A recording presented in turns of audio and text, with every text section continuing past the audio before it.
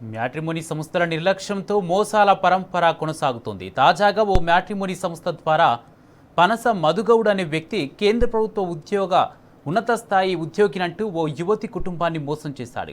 1.5 కోటి వరకట్నంతో పెళ్లి సంబంధం కుదుర్చుకున్నాడు. వెంటనే ఎంగేజ్మెంట్ కూడా చేసుకున్నాడు. ఆ తర్వాత ప్రీ వెడ్డింగ్ షూట్ పేరుతో అమ్మాయిని హైదరాబాద్కు రప్పించి వేధింపులకు పాల్పడడంతో బాధిత యువతికి అనుమానం వచ్చింది. దీంతో పనస మధుగౌడ్ వ్యవహార శైలిపై కూపిలాగింది. మధుగౌడ్ నల్గొండ జిల్లా మాడుగుల మండలం చెరువుపల్లి గ్రామానికి చెందిన వ్యక్తి అని, నకిలీ ఐడీతో కేంద్ర ప్రభుత్వ ఉద్యోగి అవతారం ఎత్తినట్లు తెలుసుకుంది. మధుగౌడ్ మోసంపై చైతన్యపురి పోలీస్ స్టేషన్లో బాధితురాలు ఫిర్యాదు చేసింది. వెంటనే రంగులోకి దిగిన పోలీసులు నిందితుడు మధుగౌడ్ను అరెస్ట్ చేసి రిమాండ్కు తరలించారు. కమిషన్ కక్కుర్తితో పలు మ్యాట్రిమోనీ సంస్థలు నిబంధనలు పాటించడం లేదని బాధితులు మండిపడుతున్నారు. వ్యక్తిగత వివరాల నమోదుపై క్షేత్రస్థాయి నిర్ధారణ లేకుండా తప్పుడు పద్ధతులు అనుసరిస్తున్నాయని, మ్యాట్రిమోనీ సంస్థలపై పోలీసుల నిఘా తప్పనిసరిగా ఉండాలంటున్నారు. మరింత సమాచారం ప్రతినిధి రంజిత్ అందిస్తారు. హైదరాబాద్ నగరంలో టెక్నాలజీ పెరిగింది. దాంతో పాటుగా మానవ సంబంధాల మధ్యన కూడా మీడియేటర్స్ పనిచేస్తున్నారు.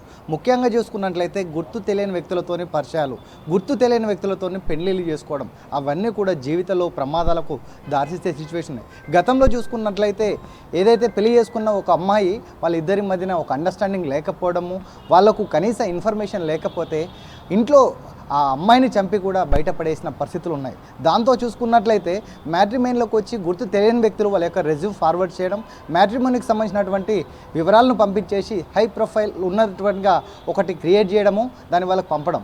మ్యాట్రిమోనీకి సంబంధించినటువంటి వ్యక్తులు ఎవరైతే ఉన్నారో దానికి సంబంధించిన మేనేజ్మెంట్ కనీసం వాళ్ళ వివరాలు తెలుసుకోవడం, వాళ్ళకి ఆస్తులు ఉన్నాయా, అంతస్తులు ఉన్నాయా, వాళ్ళకు జాబు ఉందా, అసలు ఏం చేస్తున్నారని ఒక బ్యాక్గ్రౌండ్ తెలియకుండా ఏదైతే ప్రొఫైల్ ఉందో ప్రొఫైల్ ఆధారంగా కూడా అక్కడికి వచ్చినటువంటి మ్యాట్రిమోనీకి వచ్చినటువంటి అమ్మాయిలు ఎవరైతే ఉన్నారో వాళ్ళందరికీ కూడా సేమ్ రెజ్యూమ్ని ఫార్వర్డ్ చేయడం, ఆ పంపించిన తర్వాత వాళ్ళ యొక్క బయోడేటా అమ్మాయి వాళ్ళది కూడా అబ్బాయికి పంపడం, దాని తర్వాత మొత్తము కూడా ఆ యొక్క సంబంధానికి సంబంధించినటువంటి మీడియేటర్గా పనిచేసే మ్యాట్రిమోనీకి సంబంధించినటువంటి యజమాని ఎవరైతే ఉన్నారో వాళ్ళు డబ్బులు దండుకోవడానికి కొంతమంది జీవితాలని రోడ్డు పాలు చేసుకున్న పరిస్థితులు కనబడుతున్నాయి. ముఖ్యంగా చూసుకున్నట్లయితే హైదరాబాద్ ఎల్బీ నగర్కు సంబంధించినటువంటి మధుగౌడ్ అనే వ్యక్తి, అతనికి కేంద్ర ప్రభుత్వానికి సంబంధించిన ఎఫ్సీఏలో ఉద్యోగం ఉందనుకుంటూ, దాంతో పాటుగా గవర్నమెంట్ ఎంప్లాయ్ అనుకోండి ఒక క్రెటా కార్ కొని దాని మీద వచ్చేసి ఆన్ గవర్నమెంట్ డ్యూటీ అని ఒకటి రాసుకొని దానితో పాటుగా మభ్యం పెట్టి ఏదైతే మ్యాట్రిమోనీ ఉందో మ్యాట్రిమోనీ ద్వారా వచ్చేసి ఆ ప్రొఫైల్ పంపించేసి ఆ ప్రొఫైల్ ఆధారంగా కూడా అమ్మాయి వాళ్ళకు పంపించడం, అమ్మాయి వాళ్ళకు పంపించిన తర్వాత అమ్మాయి వాళ్ళు కూడా అబ్బాయిని నచ్చడం,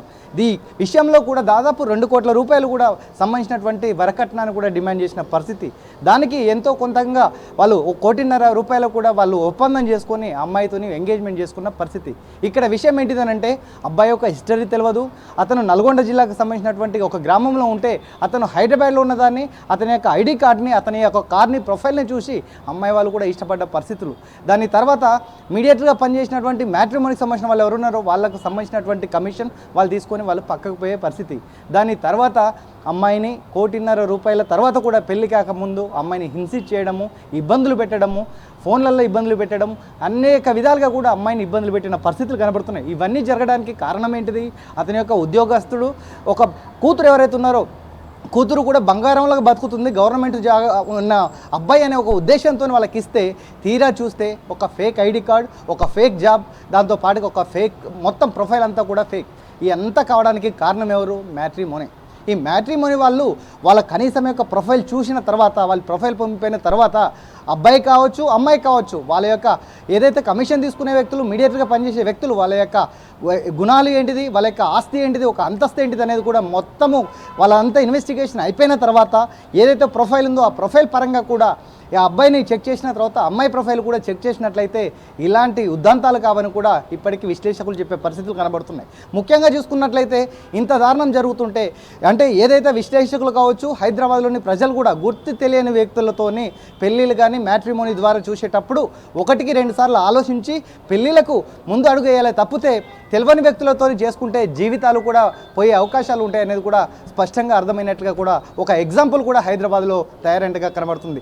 దీనికి వీరికి ఏదైనా కుటుంబ సభ్యులు కావచ్చు, ఏదైతే బ్లడ్ రిలేషన్ కావచ్చు, దాంతో పాటుగా గుర్తు తెలిసిన వ్యక్తులు అంటే ఏదైతే బంధుత్వం ఉందో వాళ్ళ కుటుంబానికి సంబంధించిన లింక్లో ఏదైనా వాళ్ళకు బంధుత్వం ఉందంటే ఆ బంధుత్వం ద్వారా కూడా కుటుంబాలకు సంబంధించినటువంటి పెళ్లి సంబంధాలు చూడాలి తప్పితే మ్యాట్రిమోనీ ఆధారంగా చూసినట్లయితే ఇదే విధమైన చాలామంది కుటుంబాలు కూడా రోడ్డు మీద పడ్డ పరిస్థితి, బయటికి చెప్పలేక లోపల ఉంచుకోలేక కావాల్సిన కమిషన్ తీసుకున్న తర్వాత మ్యాట్రిమోనీ వాళ్ళు పక్క తప్పుకోవడం, పెళ్ళిళ్ళు ఏదైతే అమ్మాయి ఉందో అమ్మాయికి సంబంధాలు కావాలి అబ్బాయి సంబంధాల వల్ల కూడా ఇబ్బందులు పడ్డం, దానికి ఎలాంటి పట్టింపు లేకుండా మ్యాట్రిమోనీ వాళ్ళు క్రియేట్ చేస్తున్నారు. కాబట్టి ఇకనైనా తల్లిదండ్రులు కావచ్చు వాళ్ళ పిల్లలకు పెళ్లిళ్ళు చేసేటప్పుడు 1కి 2 సార్లు ఆలోచించలేదు. తస్మత్ జాగ్రత్త.